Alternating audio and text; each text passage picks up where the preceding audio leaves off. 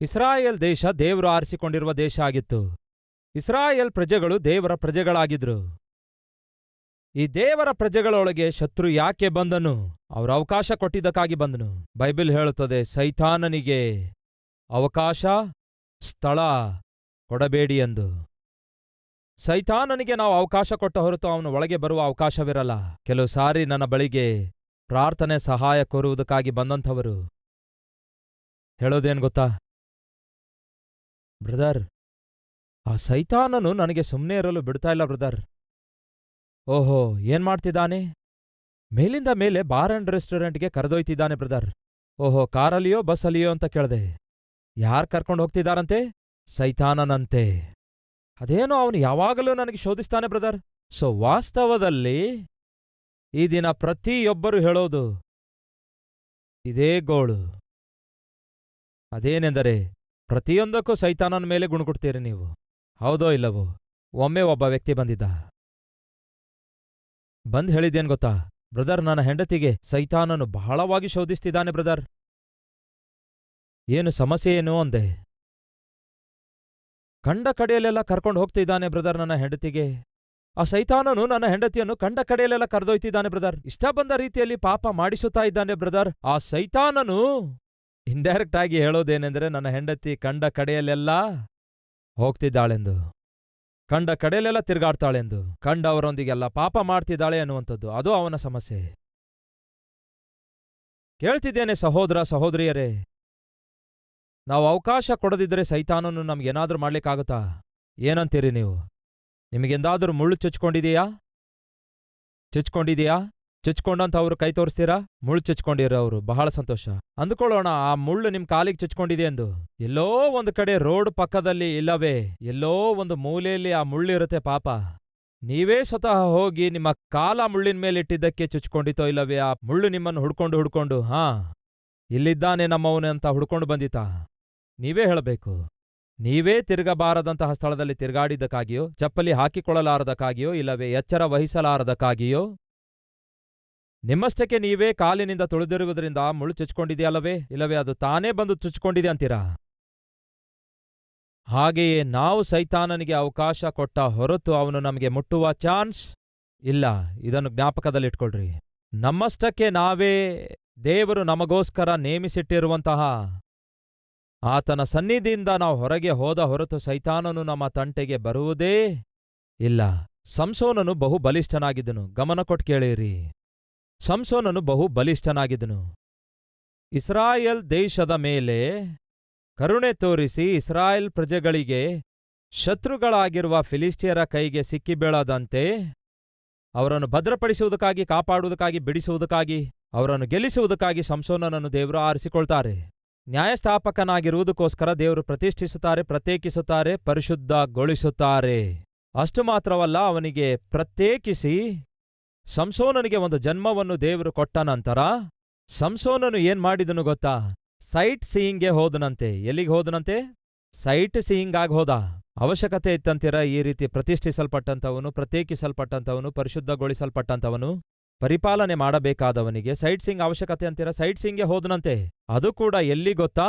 ತಿಮ್ನಾ ಎನ್ನುವಂತಹ ಪ್ರಾಂತ್ಯಕ್ಕೆ ಹೋಗ್ತಾನಂತೆ. ತಿಮ್ನಾ ಎನ್ನುವಂತಹ ಪ್ರಾಂತ್ಯಕ್ಕೆ ಸಂಸೋನನು ಸೈಟ್ ಸೀಯಿಂಗ್ ಆಗಿ ಹೋದನಂತೆ. ತಿಮ್ನಾ ಎಂಬ ಊರು ಫಿಲಿಸ್ಟಿಯರ ದೇಶದಲ್ಲಿತ್ತೋ ಅಥವಾ ಇಸ್ರಾಯೇಲರ ದೇಶದಲ್ಲಿತ್ತೋ? ಅದು ಎಲ್ಲಿತ್ತು ಗೊತ್ತಾ? ಫಿಲಿಸ್ಟಿಯರ ದೇಶದಲ್ಲಿತ್ತು. It was in border. ಅದು ಸರಹದ್ದಿನಲ್ಲಿತ್ತು. ಇಸ್ರಾಯೇಲ್ಯರಿಗೂ ಫಿಲಿಸ್ಟಿಯರಿಗೂ ಬಾರ್ಡರ್ನಲ್ಲಿತ್ತು ಆ ತಿಮ್ನಾ ಊರು. ಅಲ್ಲಿಗೆ ಹೋಗುವ ಅವಶ್ಯಕತೆ ಏನಿತ್ತು? ಅವನ ಟೆರಿಟರಿ ಏನಾಗಿತ್ತು? ಅವನ ಸರಹದ್ದೇನಾಗಿತ್ತು? ಇಸ್ರಾಯೇಲ್ ದೇಶ ಆಗಿತ್ತು. ಇಸ್ರಾಯೇಲ್ ದೇಶದ ಮೇಲೆ ದೇವರು ನಿತ್ಯವೂ ಕಣ್ಣಿಡುವಂತಹ ದೇಶವಾಗಿತ್ತು. ದೇವರು ಕಾಯ್ದು ಕಾಪಾಡುವಂತಹ ದೇಶವಾಗಿತ್ತು. ದೇವರು ಕಾಯ್ದು ಕಾಪಾಡುವಂತಹ ದೇಶದಲ್ಲಿ, ದೇವರ ದೃಷ್ಟಿ ಇರುವ ದೇಶದಲ್ಲಿ, ದೇವರ ಒಂದು ಸರಹದ್ದಿನಲ್ಲಿರಬೇಕಾದ ಸಂಸೋನನು ಅದೇನೋ ತಿಮ್ನಾ ಊರಿಗೆ ಹೋದನಂತೆ. ತಿಮ್ನಾ ಎಂಬ ಊರು ಒಳ್ಳೆ ಊರು ಅಲ್ಲ ಎಂಬುದಾಗಿ ನನಗೆ ಹೇಗೆ ಗೊತ್ತು? ಬೈಬಲ್ನಲ್ಲಿ ನಾವು ಆಳವಾಗಿ ಓದುತ್ತಾ ಇರುವಾಗ ಕೆಲವೊಂದು ವಚನಗಳನ್ನು ನಾವು ಅರ್ಥ ಮಾಡಿಕೊಳ್ಳೋದಕ್ಕೋಸ್ಕರ ಕೆಲವೊಂದು ರೆಫರೆನ್ಸಸ್ಗಳಿಗೆ ನಾವು ಗಮನ ಹರಿಸಬೇಕು. ಆದಿಕಾಂಡ 38ನೇ ಅಧ್ಯಾಯ ವಚನ 14 ನೋಡಿಕೊಳ್ಳೋಣ ಬನ್ನಿ. ಆಗ ಆಕೆ ಶೆಲಹನು ಪ್ರಾಯಸ್ಥನಾದಾಗ್ಯೂ ನನ್ನನ್ನು ಅವನಿಗೆ ಮದುವೆ ಮಾಡಿಸಲಿಲ್ಲವಲ್ಲ ಅಂದುಕೊಂಡು ತನ್ನ ವಿಧವಾ ವಸ್ತ್ರಗಳನ್ನು ತೆಗೆದಿಟ್ಟು ಮುಸುಕನ್ನು ಹಾಕಿಕೊಂಡು ವೇಶ್ಯಾಸ್ತ್ರೀಯಂತೆ ಅಲಂಕೃತಳಾಗಿ ತಿಮ್ನಾ ಊರಿನ ದಾರಿಯಲ್ಲಿ ಎನಾಯಿಮೂರಿನ ಬಾಗಿಲನ ಬಳಿಯಲ್ಲಿ ಕೂತುಕೊಂಡಳು. ಯಾವ ಮಾರ್ಗ ಅದು? ತಿಮ್ನಾ ಊರಿನ ಮಾರ್ಗ ಅದು. ಅಂದರೆ ತಿಮ್ನಾ ಊರಿನ ದಾರಿ. ಅಂದರೆ ತಿಮ್ನಾ ಊರಿಗೆ ಹೋಗುವಂತಹ ಆ ದಾರಿಯಲ್ಲಿ ಸಾಧಾರಣವಾಗಿ ಯಾರಿರ್ತಾರೆ ಗೊತ್ತಾ? ವೇಶ್ಯರಿರುತ್ತಾರೆ. ಆಕೆ ಆ ದಾರಿಯ ಮಗ್ಗಲಲ್ಲಿ ಕೂತ್ಕೊಂಡಿದ್ದಳು. ವೇಷಳಂತೆ ಅಲಂಕೃತಳಾಗಿ ಕೂತ್ಕೊಂಡಿದ್ದಳು. ಆಕೆ ವೇಷ ಆಗಿದ್ದಾಳ ಅಂದುಕೊಂಡು ಯೆಹೂದನು ಹೋಗಿ ಆಕೆಯೊಂದಿಗೆ ಪಾಪ ಮಾಡ್ತಾನೆ. ಅಲ್ಲಿ ನಾವು ಅದನ್ನು ನೋಡುತ್ತೇವೆ. ಸೊ ತಿಮ್ನಾ ಊರಿನ ದಾರಿಯಾಗಿರ್ಬೋದು, ಅದರ ಮಾರ್ಗ ಆಗಿರ್ಬೋದು, ಸರಿಯಾದ ಮಾರ್ಗವಾಗಿರಲಿಲ್ಲ. ಅಲ್ಲಿಗೆ ಸಂಸೋನನು ಹೋಗುವ ಅವಶ್ಯಕತೆ ಏನಿತ್ತು? ಅದಕ್ಕಾಗಿಯೇ ಹೇಳ್ತಿದ್ದೇನೆ, ಅವಶ್ಯಕತೆ ಇರಲಿಲ್ಲ. ತನ್ನಷ್ಟಕ್ಕೆ ತಾನು ಇಸ್ರಾಯೇಲ್ ದೇಶವನ್ನು ಬಿಟ್ಟು ಫಿಲಿಸ್ಟಿಯರ ಸರಹದ್ದಿನಲ್ಲಿರುವಂತಹ ತಿಮ್ನಾ ಊರಿಗೆ ಹೋಗುವ ಅವಶ್ಯಕತೆ ಏನಿತ್ತು? ಆದರೂ ಹೋದ. ಹಾಗೆ ಹೋದ ನಂತರ ಅಲ್ಲಿ ಯಾರನ್ನು ಕಾಣುತ್ತಾನೆ? ಫಿಲಿಸ್ಟಿಯರ ಹುಡುಗಿಯನ್ನು ನೋಡ್ತಾನೆ. ಈಗ ಸೈಟ್ ಸೀಯಿಂಗ್ ಹೋಗಿರುವ ಸಂಸೋನನ ದೃಷ್ಟಿ ಯಾರ ಮೇಲೆ ಬಿತ್ತು? ಹುಡುಗಿಯ ಮೇಲೆ ಬಿತ್ತು. ಅವಶ್ಯಕತೆ ಏನಿತ್ತು ಸಂಸೋನನಿಗೆ? ಹುಡುಗಿಯನ್ನು ನೋಡುವ ಅವಶ್ಯಕತೆ ಏನಿತ್ತು? ಇದೆಲ್ಲ ಯಾಕೆ ನಿಮಗೆ ಎಕ್ಸ್ಪ್ಲೇನ್ ಮಾಡ್ತಿದ್ದೇನೆ ಗೊತ್ತಾ? ದೇವರು ನಮಗೋಸ್ಕರ ನೇಮಿಸಿರುವ ಸರಹದ್ದುಗಳಲ್ಲಿ ನಾವು ಇರುವವರೆಗೂ ಸೈತಾನನು ನಮಗೇನೂ ಮಾಡೋದಿಲ್ಲ. ತಾಯಿ ಕೋಳಿ ರೆಕ್ಕೆಯ ಕೆಳಗೆ ಮರಿಗಳಿರುವಾಗ ಕ್ಷೇಮವಾಗಿರ್ತವೆ. ಯಾವುದಾದರೂ ಒಂದು ಕೋಳಿ ಮರಿ ನಾನ್ಯಾಕೆ ಯಾವಾಗಲೂ ನನ್ನ ತಾಯಿಯ ರೆಕ್ಕೆಯ ಕೆಳಗಿರಲಿ ಎಂದು ಅಂದುಕೊಂಡು ನನ್ನಿಷ್ಟದಂತೆ ನಾನ್ಯಾಕೆ ಹೊರಗೆ ಬರಬಾರ್ದು, ನನ್ನಿಷ್ಟದಂತೆ ಯಾಕೆ ತಿರುಗಾಡಬಾರ್ದು ಎಂದು ಯೋಚಿಸಿ ತಾಯಿ ರೆಕ್ಕೆಯ ಕೆಳಗಿರಬೇಕಾದ ಕೋಳಿ ಮರಿ ತಾಯಿಯ ರೆಕ್ಕೆಯ ಕೆಳಗಡೆ ಇರುವುದನ್ನು ಬಿಟ್ಟು ಹೊರಗೆ ಬಂತು ಅಂದ್ಕೊಳ್ಳಿ. ನೆಕ್ಸ್ಟ್ ಮಿನಿಟಲ್ಲಿ ಎಲ್ಲಿಂದ ಬರುತ್ತೋ ಗೊತ್ತಿಲ್ಲ, ಹದ್ದು ಬರುತ್ತೆ, ಮರಿಯನ್ನು ಹಿಡ್ಕೊಂಡು ಹೋಗುತ್ತೆ. ತಾಯಿಯ ರೆಕ್ಕೆ ಕೆಳಗಡೆ ಇರುವವರೆಗೂ ಆ ಕೋಳಿ ಮರಿಯನ್ನು ಹದ್ದೇನೂ ಮಾಡಲ್ಲ. ಹಾಗೆಯೇ ಸಹೋದರ ಸಹೋದರಿಯರೇ, ದಯವಿಟ್ಟು ಕೇಳಿ, ನಾವು ದೇವರ ರೆಕ್ಕೆಯ ಕೆಳಗೆ ಮರೆಯಾಗಿರುವವರೆಗೂ ನಮ್ಮನ್ನು ಸೈತಾನನು ಮುಟ್ಟೋದಿಲ್ಲ. ಆದರೆ ನಮ್ಮ ಇಷ್ಟ ನಾವು ನೆರವೇರಿಸಿಕೊಳ್ತೇವೆ ಎಂದು ನಾವು ಆಸೆ ಪಡುವಾಗ ಏನ್ ಮಾಡ್ತೇವೆ ಗೊತ್ತಾ? ದೇವರ ಸರಹದ್ದಿನಿಂದ ನಾವು ಹೊರಗೆ ಬರುತ್ತೇವೆ. ಹಾಗೆಯೇ ಸಂಸೋನನು ಇಸ್ರಾಯೇಲ್ ದೇಶದೊಳಗಡೆಯಿಂದ ಹೊರಗೆ ಬರುತ್ತಾನೆ. ಫಿಲಿಸ್ಟಿಯರ ದೇಶದೊಳಗೆ ಹೋಗುತ್ತಾನೆ. ಅಲ್ಲಿರುವ ಒಂದು ಹುಡುಗಿಯನ್ನು ನೋಡ್ತಾನೆ. ಆನಂತರ 16ನೇ ಅಧ್ಯಾಯದಲ್ಲಿ ನೋಡಿ, ಅವನು ಗಾಜಾ ಊರಿಗೆ ಹೋಗ್ತಾನೆ, ವೇಷಳನ್ನು ಭೇಟಿಯಾಗ್ತಾನೆ. ಗಾಜಾ ಊರು ಎಲ್ಲಿದೆ? ಫಿಲಿಸ್ಟಿಯರ ದೇಶದಲ್ಲಿದೆ. ಅದು ದೇವರ ಕ್ಷೇತ್ರ ಆಗಿದೆಯಾ? ಇಲ್ಲ, ಅದು ಶತ್ರುವಿನ ಕ್ಷೇತ್ರವಾಗಿದೆ. ಸಹೋದರ ಸಹೋದರಿಯರೇ, ಹಾಗೆಯೇ ನಮಗೂ ಒಬ್ಬ ಶತ್ರು ಇದ್ದಾನೆ. ಆ ಶತ್ರುವಿಗೆ ತನ್ನದೇ ಆದ ಕ್ಷೇತ್ರಗಳಿವೆ. ನಮ್ಮ ಶತ್ರು ಅಪವಿತ್ರವಾಗಿದ್ದಾನೆ. ನಮ್ಮನ್ನು ಅಪವಿತ್ರಗೊಳಿಸುವುದಕ್ಕಾಗಿಯೇ ಅವನು ಸಿದ್ಧನಾಗಿದ್ದಾನೆ. ಅವನು ನಮ್ಮನ್ನು ಅಪವಿತ್ರಗೊಳಿಸುವುದಕ್ಕಾಗಿ ಕೆಲವೊಂದು ಕ್ಷೇತ್ರಗಳನ್ನು, ಕೆಲವೊಂದು ಆಯುಧಗಳನ್ನು ಅವನು ನೇಮಿಸಿಟ್ಟಿದ್ದಾನೆ. ಅವನಿಗೆ ನಾವು ಅವಕಾಶ ಕೊಡುವುದಾದರೆ ಅವನು ನಮ್ಮನ್ನು ಅಪವಿತ್ರಗೊಳಿಸುತ್ತಾನೆ. ಮೊದಲು ಅವನಿಗೆ ನೀವು ಅವಕಾಶ ಕೊಟ್ಟರೆ ಅವನೇನ್ ಮಾಡ್ತಾನೆ? ಆಕ್ರಮಿಸುತ್ತಾನೆ. ಆಸಾಫನು ಪ್ರಾರ್ಥಿಸುತ್ತಾ ಹೇಳ್ತಿದ್ದಾನೆ, ದೇವರೇ, ದುರ್ಮಾರ್ಗಿಗಳು, ದುಷ್ಟರು ಆಕ್ರಮಿಸುತ್ತಿದ್ದಾರೆ. ಯಸ್, ಆಕ್ರಮಿಸುತ್ತಾರೆ. ನೀವು ಸೈತಾನನಿಗೆ ಅವಕಾಶ ಕೊಡುವುದಾದರೆ ಅವನು ನಿಮ್ಮ ಜೀವಿತದಲ್ಲಿ ನಿಮ್ಮನ್ನು ಆಕ್ರಮಿಸುವ ಪ್ರಯತ್ನ ಮಾಡ್ತಾನೆ. ನಿಮ್ಮ ಕುಟುಂಬ ಆಕ್ರಮಿಸುವ ಪ್ರಯತ್ನ ಮಾಡ್ತಾನೆ. ನಿಮ್ಮ ಉದ್ಯೋಗದಲ್ಲಿ ಸೈತಾನನಿಗೆ ಒಂದು ಅವಕಾಶ ಕೊಟ್ಟು ನೋಡಿ, ವ್ಯಾಪಾರದಲ್ಲಿ ಕೊಟ್ಟು ನೋಡಿ, ನೀವು ಮಾಡುವ ಕೆಲಸದಲ್ಲಿ ಒಂದು ಅವಕಾಶ ಕೊಟ್ಟು ನೋಡಿ, ಅವನು ಆಕ್ರಮಿಸಿ ಬಿಡುತ್ತಾನೆ. ಎರಡನೆಯದು, ಅಪವಿತ್ರಗೊಳಿಸುತ್ತಾನೆ. ಆಸಾಫನು ಹೇಳ್ತಾನೆ, ಇದೇನು ದೇವರೇ, ಪವಿತ್ರವಾಗಿರುವ ನಿನ್ನ ಆಲಯವನ್ನು ಅವರು ಅಪವಿತ್ರಗೊಳಿಸಿದ್ದಾರೆ ಅನ್ನುತ್ತಾನೆ. ಯಶ್, ನಮ್ಮ ಶರೀರ ದೇವರ ಪರಿಶುದ್ಧವಾದ ಆಲಯವಾಗಿದೆ. ಈ ಶರೀರದೊಳಗೆ ಒಮ್ಮೆ ಸೈತಾನನಿಗೆ ನೀವು ಅವಕಾಶ ಕೊಟ್ಟು ನೋಡಿ, ಅವನ ಆಲೋಚನೆಗಳಿಗೆ ಅವಕಾಶ ಕೊಟ್ಟು ನೋಡಿ, ಅವನ ಯೋಚನೆಗಳಿಗೆ, ಅವನ ಪಾಪಿಷ್ಟ ನೋಟಕ್ಕೆ ಅವಕಾಶ ಕೊಟ್ಟು ನೋಡಿ, ಅವನೇನ್ ಮಾಡ್ತಾನೆ? ಅಪವಿತ್ರಗೊಳಿಸುತ್ತಾನೆ. ಈ ದಿನ ಈ ವಾಕ್ಯ ಕೇಳ್ತಿರುವ ಸಹೋದರ ಸಹೋದರಿಯರೇ, ನಾವು ಸೈತಾನನಿಗೆ ಅವಕಾಶ ಕೊಡ್ತಿರುವುದರಿಂದ ಅವನು ನಮ್ಮ ದೇಹವನ್ನು ಅಪವಿತ್ರಗೊಳಿಸ್ತಿದ್ದಾನೆ. ಮೊದಲನೇದಾಗಿ ಆಕ್ರಮಿಸಿಕೊಳ್ಳುತ್ತಾನೆ, ಆನಂತರ ಅಪವಿತ್ರಗೊಳಿಸುತ್ತಾನೆ, ಆನಂತರ ಆಹಾರ. ಈ ಅಧ್ಯಾಯದಲ್ಲಿ ನಾವು ನೋಡ್ತಿರೋದು, ಇದೇನು ದೇವರೇ, ಇದೇನು ಯೆಹೋವನೇ, ಸೇವಕರ ದೇಹಗಳು, ಹಾಗೆಯೇ ಸಾಮಾನ್ಯವಾಗಿರುವಂತಹ ನಿಮ್ಮ ಮಕ್ಕಳ ದೇಹಗಳು ಕಾಡು ಮೃಗಗಳಿಗೆ ಆಹಾರವಾಯ್ತಲ್ಲವೇ?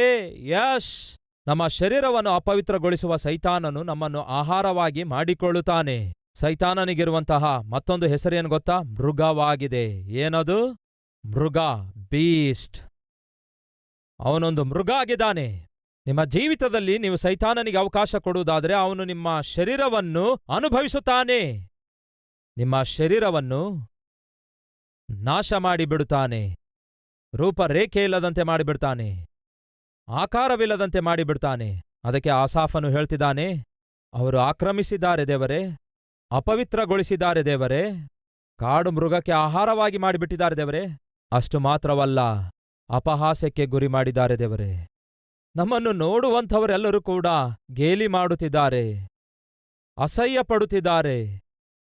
ಸಹೋದರ ಸಹೋದರಿಯರೇ, ಸೈತಾನನು ಮಾಡುವ ಕೆಲಸವೇ ಅದಾಗಿದೆ. ನಮ್ಮನ್ನು ನೋಡುವಂಥವರು ನಮ್ಮನ್ನು ನೋಡಿ ಅಸಹ್ಯ ಪಡುವಂತೆ ಮಾಡುತ್ತಾನೆ. ಕುಡುಕನಿಗೆ ನೀವು ನೋಡುವಾಗ ಏನ್ ಮಾಡ್ತೀರಿ ಹೇಳಿ? ಗೋಲ್ಡ್ ಮೆಡಲ್ ಕೊಡ್ತೀರಾ? ಹೇಳ್ರಿ, ಏನ್ ಮಾಡ್ತೀರಿ? ಕುಡುಕನಿಗೆ ನೀವು ನೋಡುವಾಗ ಏನ್ ಮಾಡ್ತೀರಿ? ಅಸಹ್ಯ ಪಡುತ್ತೀರಿ. ಅವನು ರೋಡ್ ಮೇಲೆ ಕುಡಿದು ತೂಗಾಡ್ತಾ ಆ ಕಡೆ ಈ ಕಡೆ ಬೀಳ್ತಾ ಸರಿಯಾಗಿ ಬಟ್ಟೆ ಇಲ್ಲದಿರುವಾಗ ನೋಡಿ ಏನ್ ಮಾಡ್ತೀರಿ? ಅಸಹ್ಯ ಪಡ್ತೀರಿ. ಕುಡುಕನಾದ ಗಂಡನಿಗೆ ಯಾವುದೇ ಹೆಂಡತಿ ಆಗ್ಲಿ ಪ್ರೀತಿಸಲು ಸಾಧ್ಯವೋ? ಅಸಹ್ಯ ಪಡುತ್ತಾಳೆ.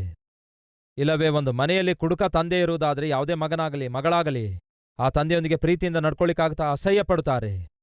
ಛೀ, ಇಂತಹ ತಂದೆ ನಮಗೇ ಸಿಗಬೇಕಿತ್ತ ಅನ್ನುತ್ತಾರೆ. ಹೇಳ್ತಿದ್ದೀರಾ? ತಪ್ಪು ಮಾಡುವಂತಹ, ಪಾಪ ಮಾಡುವಂತಹ, ಪಾಪಿಷ್ಟ ಚಟಕ್ಕೆ ಬಂಧಿತರಾಗಿರುವಂಥವರನ್ನು ನೋಡುವಾಗ ಸಾಧಾರಣವಾಗಿ ಜೊತೆ ಇರುವಂಥವರು ಅಸಹ್ಯ ಪಡುತ್ತಾರೆ. ಹೆಂಡತಿ ಅಸಹ್ಯ ಪಡುತ್ತಾಳೆ, ಗಂಡ ಅಸಹ್ಯ ಪಡುತ್ತಾನೆ. ಮಾತು ಕೇಳದೆ ಇಷ್ಟಾನುಸಾರವಾಗಿ ಜೀವಿಸಿ ಕಷ್ಟಗಳನ್ನು ತಂದುಕೊಳ್ಳುವಂತಹ ಮಕ್ಕಳನ್ನು ನೋಡುವಾಗ ತಂದೆ ಅಸಹ್ಯ ಪಡುತ್ತಾನೆ, ತಾಯಿ ಅಸಹ್ಯ ಪಡುತ್ತಾಳೆ. ಇದೇ ಪ್ರಿಯರೇ, ಸೈತಾನನು ಮಾಡುವ ಕೆಲಸ. ನಿಮ್ಮ ಸ್ವಂತವರೇ, ನಿಮ್ಮ ಸ್ವಂತ ಜನರೇ ನಿಮ್ಮನ್ನು ನೋಡಿ ಅಸಹ್ಯ ಪಡುವಂತೆ ಮಾಡುತ್ತಾನೆ. ನಿಮ್ಮನ್ನು ನೋಡುವಂಥವರು ನಿಮ್ಮನ್ನು ನೋಡಿ ಅಸಹ್ಯ ಪಡುವಂತೆ ಮಾಡುತ್ತಾನೆ, ಅಪಹಾಸ್ಯ ಪಡುವಂತೆ ಮಾಡುತ್ತಾನೆ. ಅವನ ಕೆಲಸವೇ ಅದಾಗಿದೆ ಪ್ರಿಯರೇ. ಅಂದರೆ ನಮ್ಮ ಬದುಕನ್ನು ಅಪಹಾಸ್ಯಕ್ಕೆ ಗುರಿಪಡಿಸುತ್ತಾನೆ. ಈ ದಿನ ಕೆಲವರು ಮಾಡುವಂತಹ ತಪ್ಪು ಕಾರ್ಯಗಳ ನಿಮಿತ್ತ, ತೆಗೆದುಕೊಳ್ಳುತ್ತಿರುವ ತಪ್ಪು ಹೆಜ್ಜೆಗಳ ನಿಮಿತ್ತ, ಅವರು ತೆಗೆದುಕೊಳ್ಳುವಂತಹ ತಪ್ಪು ನಿರ್ಣಯಗಳ ನಿಮಿತ್ತ ಅನೇಕರ ಮುಂದೆ ಪರಿಹಾಸ್ಯಕ್ಕೆ ಗುರಿಯಾಗ್ತಿಲ್ಲವೋ? ಗೇಲಿಗೆ ಗುರಿಯಾಗುತ್ತಿಲ್ಲವೋ? ನಮ್ಮನ್ನು ನೋಡಿದ ಅನೇಕರು ಅಪಹಾಸ್ಯ ಮಾಡುತ್ತಿಲ್ಲವೋ? ನಗುತ್ತಿಲ್ಲವೋ? ಜೋಕ್ ಮಾಡಿಕೊಳ್ತಿಲ್ಲವೋ? ಯಾಕೆ ಈ ದುಸ್ಥಿತಿ ನಮಗೆ ಬಂತು? ತಪ್ಪು ಹೆಜ್ಜೆ ಹಾಕಿದ್ದರಿಂದ, ಸೈತಾನನಿಗೆ ಸ್ಥಳ ಕೊಟ್ಟಿರುವುದರಿಂದ, ಅವನಿಗೆ ನಮ್ಮ ಜೀವಿತದಲ್ಲಿ ಅವಕಾಶ ಕೊಟ್ಟಿರುವುದರಿಂದಲೇ 4 ವಿಷಯಗಳನ್ನು ಹಂಚಿಕೊಂಡೆ. ಮೊದಲನೇದಾಗಿ, ಅವನು ಆಕ್ರಮಿಸುತ್ತಾನೆ. ಎರಡನೇದಾಗಿ, ಅಪವಿತ್ರಗೊಳಿಸುತ್ತಾನೆ. ಮೂರನೇದಾಗಿ, ಆಹಾರವಾಗಿ ಭುಜಿಸುತ್ತಾನೆ. ನಾಲ್ಕನೇದಾಗಿ, ಅಪಹಾಸ್ಯಕ್ಕೆ ಗುರಿಪಡಿಸುತ್ತಾನೆ, ಅವಮಾನಗೊಳಿಸುತ್ತಾನೆ. ಇದೆಲ್ಲವೂ ಇಸ್ರಾಯೇಲರ ಜೀವಿತದಲ್ಲಿ ಜರುಗುವುದನ್ನು ನೋಡಿ ಆಸಾಫನು ಅಳುತ್ತಾನೆ. ಹೀಗೆ ಎಷ್ಟು ಕಾಲ ಇರಬೇಕು ದೇವ್ರೆ? ಎಷ್ಟು ಕಾಲ? ಈ 79ನೇಯ ಕೀರ್ತನೆಯಿಂದ 4 ವಿಷಯ ಕಲಿಯುತ್ತೇವೆ. ಈ 4 ವಿಷಯಗಳನ್ನು 3-4 ವಚನಗಳಲ್ಲಿ ಹೇಳಿದೇನಲ್ಲವೇ? ಈ 79ನೇ ಕೀರ್ತನೆಯಲ್ಲಿ ನಾವು ನೋಡುವಂತಹ 13 ವಚನಗಳಲ್ಲಿ ಇನ್ನೂ 4 ಇಲ್ಲವೇ 5 ವಿಷಯಗಳನ್ನು ನಿಮ್ಮೊಂದಿಗೆ ಹಂಚಿಕೊಳ್ಳಬೇಕಾದ್ರೆ ಬಹಳಷ್ಟು ಸಮಯ ಬೇಕಾಗುತ್ತೆ. ಹಾಗಾಗಿ ಸಾಧ್ಯವಿರುವುದಾದರೆ ಮುಂದಿನ ದಿನಗಳಲ್ಲಿ ನಾನಿದನ್ನು ಹಂಚಿಕೊಳ್ತೇನೆ. ಮುಂದಿನ ಯಾವುದಾದರೂ ಒಂದು ಸಂದೇಶದ ಸಂದರ್ಭ ಬಂದಾಗ ಉಳಿದ 4-5 ವಿಷಯಗಳನ್ನು ನಾನು ಹಂಚಿಕೊಳ್ಳಲು ಬಯಸುತ್ತೇನೆ. ಆದರೆ ಅಂಶಗಳನ್ನು ಬರ್ಕೊಳ್ಳಲು ಇಚ್ಛಿಸುವವರು ಬರ್ಕೊಳ್ಳಿ. ಯಾವಾಗ ಇಸ್ರಾಯೇಲರು ಈ ರೀತಿಯಾಗಿ ಆಕ್ರಮಿಸಲ್ಪಡುತ್ತಾರೋ, ಅಪವಿತ್ರಗೊಳಿಸಲ್ಪಡುತ್ತಾರೋ, ಆಹಾರವಾಗಿ ಮಾರ್ಪಡುತ್ತಾರೋ, ಅಪಹಾಸ್ಯಕ್ಕೆ ಗುರಿಯಾಗುತ್ತಾರೋ, ಕೊನೆಗೆ ಇವರು ಮಾಡೋದೇನು ಗೊತ್ತಾ? ನಂಬರ್ 1, ವಿಷಾದಕ್ಕೊಳಗಾಗ್ತಾರೆ. ನಂಬರ್ 2, ವಿಜ್ಞಾಪನೆ ಮಾಡುತ್ತಾರೆ. ನಂಬರ್ 3, ವಿಶ್ವಾಸ ಬಿಡುತ್ತಾರೆ. ನಂಬರ್ 4, ವಿವರಿಸುತ್ತಾರೆ. ಇದೆಲ್ಲ ಹೇಗೆ ಸಾಧ್ಯವಾಯಿತೆಂದು ನಂತರ ಸಂದೇಶದಲ್ಲಿ ಹಂಚಿಕೊಳ್ತೇನೆ. ಆದರೆ ಈ ಸಮಯದಲ್ಲಿ ನಮ್ಮಲ್ಲಿ ಯಾರಾದರೂ ಸೈತಾನನಿಗೆ ಅವಕಾಶ ಕೊಟ್ಟು ಅವನ ಆಕ್ರಮಣಕ್ಕೆ ಗುರಿಯಾದವರಿದ್ದೀರಾ? ಎಸ್, ನನ್ನ ಜೀವಿತದಲ್ಲಿ ಸೈತಾನನು ಪ್ರವೇಶಿಸಿದ್ದಾನೆ. ಅಣುವಿನಲ್ಲಿ ಅವನು ಆಕ್ರಮಿಸುತ್ತಿದ್ದಾನೆ. ಒಮ್ಮೆ ಆತ್ಮಿಕ ಜೀವಿತದಲ್ಲಿ ಅವನು ಹೆಜ್ಜೆ ಇಟ್ಟಿದ್ದ. ಅಲ್ಲಿಗೆ ನಿಲ್ಲಿಸದೆ ಅವನು ನನ್ನ ಶರೀರದೊಳಗೂ ಕೂಡ ಪ್ರವೇಶಿಸಿದ್ದಾನೆ. ಆರೋಗ್ಯವನ್ನು ಹಾಳು ಮಾಡ್ತಿದ್ದಾನೆ, ಆಸ್ತಿಯನ್ನು ಹಾಳು ಮಾಡ್ತಿದ್ದಾನೆ, ಅಂದವನ್ನು ಹಾಳು ಮಾಡ್ತಿದ್ದಾನೆ, ಆತ್ಮಿಕತೆಯನ್ನು ಹಾಳು ಮಾಡ್ತಿದ್ದಾನೆ, ಆರೋಗ್ಯವನ್ನು ಹಾಳು ಮಾಡ್ತಿದ್ದಾನೆ. ಸ್ಲೋ ಆಗಿ ಅವನು ನನ್ನ ಜೀವಿತದ ಪ್ರತಿ ಅಣುವನ್ನು ಆಕ್ರಮಿಸುತ್ತಿದ್ದಾನೆ. Is it true in your life? ಇದು ನಿಮ್ಮ ಜೀವಿತದಲ್ಲಿ ವಾಸ್ತವವಾಗಿದೆಯೋ? ಹಾಗಾದರೆ ಯೇಸುವಿಗೆ ಹೇಳಿ, ಯೇಸುವೇ, ಅವನು ಆಕ್ರಮಿಸುತ್ತಾ ಇದ್ದಾನೆ. ದಿನೇ ದಿನೇ ಅವನು ನನ್ನ ಜೀವಿತವನ್ನು, ನನ್ನ ಕುಟುಂಬವನ್ನು, ನನ್ನ ಉದ್ಯೋಗವನ್ನು, ನನ್ನ ವ್ಯಾಪಾರವನ್ನು, ನನ್ನ ಕೆಲಸವನ್ನು ಪ್ರತಿ ವಿಷಯದಲ್ಲಿ ಆಕ್ರಮಿಸುತ್ತಿದ್ದಾನೆ. ಎಲ್ಲಿಯೂ ಕೂಡ ನನಗೆ ಪ್ರಶಾಂತವಿಲ್ಲದಂತೆ ಮಾಡ್ತಿದ್ದಾನೆ. ಎಲ್ಲೆಲ್ಲಿ ಸೈತಾನನು ಆಕ್ರಮಿಸುತ್ತಿದ್ದಾನೋ ಯೇಸುವಿಗೆ ಹೇಳೋಣ, ದೇವರೇ, ಈ ವಿಷಯದಲ್ಲಿ ಸೈತಾನನು ನನ್ನ ಜೀವಿತದಲ್ಲಿ ಹೆಜ್ಜೆ ಇಟ್ಟಿದ್ದಾನೆ. ದೇವರೇ, ಹೆಜ್ಜೆ ಇಟ್ಟಿದ್ದು ಮಾತ್ರವಲ್ಲದೆ ಅವನು ಆಕ್ರಮಿಸುತ್ತಿದ್ದಾನೆ. ಆಕ್ರಮಿಸುವುದು ಅಂದ್ರೆ ನಿಮಗೆ ಹಕ್ಕಿಲ್ಲದಂತೆ ಮಾಡುವಂಥದ್ದಾಗಿದೆ. ಅರ್ಥವಾಯ್ತಾ? ಅದು ನಿಮ್ಮದಾಗಿರುತ್ತೆ.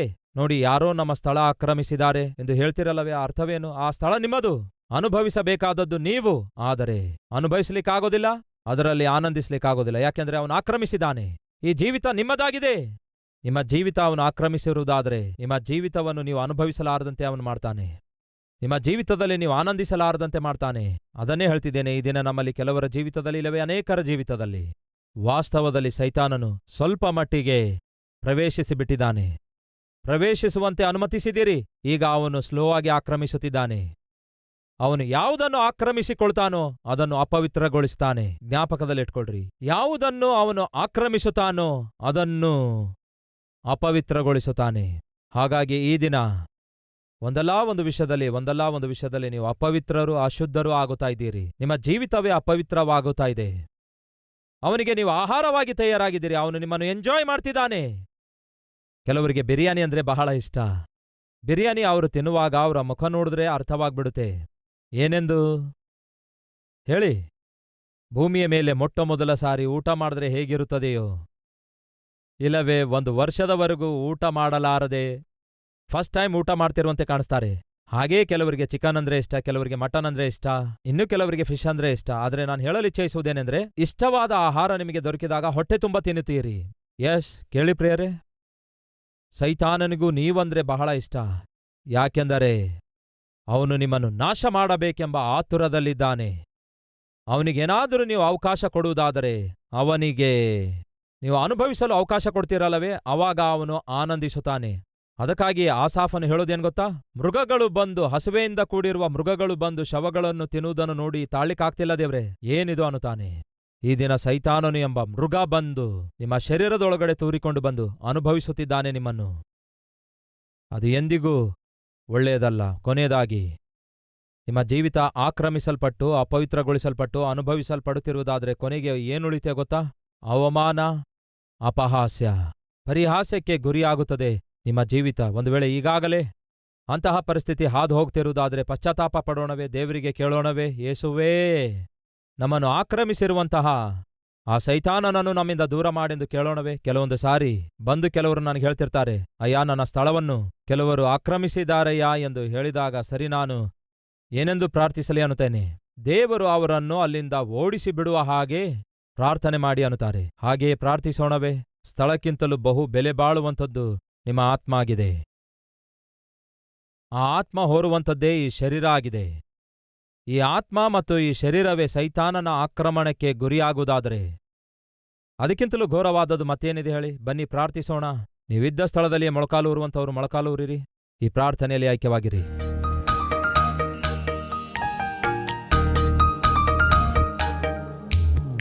ಆಕ್ರಮಿಸಿದ ಸೈತಾನನು ಅಪವಿತ್ರಗೊಳಿಸುತ್ತಿದ್ದಾನೆ ದೇವರೇ. ಅಪವಿತ್ರವಾದ ಜೀವಿತದಿಂದ ನಮ್ಮನ್ನು ಬಿಡಿಸು ದೇವರೇ. ನನ್ನ ಇಷ್ಟ ಎಂಬ ಆತ್ಮದಿಂದ ನಮ್ಮನ್ನು ಬಿಡಿಸು ದೇವರೇ. ನನ್ನ ಇಷ್ಟ ಎನ್ನುವಂತಹ ಮನಸ್ತತ್ವದಿಂದ ನಮ್ಮನ್ನು ಬಿಡಿಸಿರಿ. ನನ್ನ ಇಷ್ಟ ಎನ್ನುವಂತಹ ಅವಿವೇಕದಿಂದ ನಮ್ಮನ್ನು ಬಿಡಿಸು ದೇವರೇ. ನಿಮ್ಮ ಇಷ್ಟ ಮಾಡುವ ಆತ್ಮಿಕತೆಯನ್ನು ದಯಪಾಲಿಸಿರಿ. ನಿಮಗಿಷ್ಟಕರವಾಗಿರುವ ಆತ್ಮಿಕತೆಯನ್ನು ದಯಪಾಲಿಸಿರಿ. ನಿಮ್ಮ ಚಿತ್ತ ಮಾಡುವ ಆತ್ಮಿಕತೆಯನ್ನು ನಮಗೆ ದಯಪಾಲಿಸಿರಿ ದೇವರೇ. ನಿಮ್ಮನ್ನು ಘನಪಡಿಸುವ ಜೀವಿತ ನಮ್ಮೆಲ್ಲರಿಗೂ ದಯಪಾಲಿಸಿರಿ. ನಿಮ್ಮನ್ನು ಮಹಿಮೆಪಡಿಸುವ ಜೀವಿತ ನಮ್ಮೆಲ್ಲರಿಗೂ ದಯಪಾಲಿಸಿರಿ. ನಿಮಗೆ ಸಂತೋಷಪಡಿಸುವ ಜೀವಿತ ನಮ್ಮೆಲ್ಲರಿಗೂ ದಯಪಾಲಿಸಿರಿ. ಸೈತಾನನು ಅಲ್ಲ ದೇವರೇ ಆನಂದಿಸಬೇಕಾದದ್ದು, ನೀನು ಆನಂದಿಸಬೇಕು ದೇವರೇ.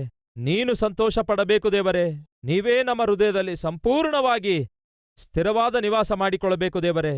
ಅಂತಹ ಕೃಪೆ ನಮಗೆ ದಯಪಾಲಿಸಿರಿ. ಅಂಗಾಲಿನಿಂದ ನಡುನತ್ತಿಯವರೆಗೂ ಎಲ್ಲಿಯೂ ಕೂಡ ಸೈತಾನನ ಅಧಿಕಾರ ನಮ್ಮ ಮೇಲೆ ಇಲ್ಲದಂತೆ ಮಾಡು ದೇವರೇ. ಸಂಪೂರ್ಣವಾಗಿ ನಿಮ್ಮ ಚಿತ್ತಕ್ಕೆ, ನಿಮ್ಮ ಇಷ್ಟಕ್ಕೆ ನಮ್ಮ ಜೀವಿತವನ್ನು ಒಪ್ಪಿಸುತ್ತಿದ್ದೇವೆ. ಏಸಯ್ಯ, ನಿಮ್ಮ ರಕ್ತದಿಂದ ನಮ್ಮನ್ನು ತೊಳೆಯಿರಿ. ಹಿಮಕ್ಕಿಂತಲೂ ದೇವರೇ ಬಿಳುಪಾಗಿ ನಮ್ಮ ಹೃದಯವನ್ನು ನೂತನಪಡಿಸಿರಿ ದೇವರೇ. ಯಾವ ತಪ್ಪು ಮಾಡಿ ನಿಮ್ಮ ಮನಸ್ಸನ್ನು ನೋಯಿಸಿದೇವೋ ಆ ಎಲ್ಲಾ ತಪ್ಪುಗಳಿಗಾಗಿ ನಮ್ಮನ್ನು ಕ್ಷಮಿಸಿರಿ ದೇವರೇ. ನಮ್ಮನ್ನು ಮನ್ನಿಸಿರಿ. ಹೀಗಿರಲು ಯಾವನಾದರೂ ಯೇಸು ಕ್ರಿಸ್ತನಲ್ಲಿರುವುದಾದರೆ ಅವನು ನೂತನ ಸೃಷ್ಟಿಯಾಗಿದ್ದಾನೆ. ಯೆಸಯ್ಯ ಒಬ್ಬ ನೂತನ ವ್ಯಕ್ತಿಯಾಗಿ ನಾವೆಲ್ಲರೂ ಜೀವಿಸಬೇಕು. ಅಂತಹ ಕೃಪೆ ನಮಗೆ ದಯಪಾಲಿಸಿರಿ. ಈ ಪ್ರಾರ್ಥನೆಯಲ್ಲಿ ಐಕ್ಯವಾಗಿರುವಂತಹ ಪ್ರತಿಯೊಬ್ಬರನ್ನೂ, ಅವರ ಕುಟುಂಬವನ್ನು, ಅವರ ಮಕ್ಕಳನ್ನು ದೇವರೇ ಎಲ್ಲಾ ವಿಷಯದಲ್ಲಿ ಆಶೀರ್ವದಿಸಿರಿ. ಹಂತ ಹಂತವಾಗಿ ದಿವ್ಯದಾನಗಳನ್ನು ಅನುಗ್ರಹಿಸಿರಿ. ನಿಮಗೆ ಘನತೆ, ನಿಮಗೆ ಪ್ರಭಾವವನ್ನು ಯುಗಯುಗಗಳವರೆಗೂ ಸಲ್ಲಿಸುತ್ತಾ ಯೇಸುವಿನ ನಾಮದಲ್ಲಿ ಬೇಡಿ ಹೊಂದಿದ್ದೇವೆ ತಂದೆಯೇ, ಆಮೇನ್.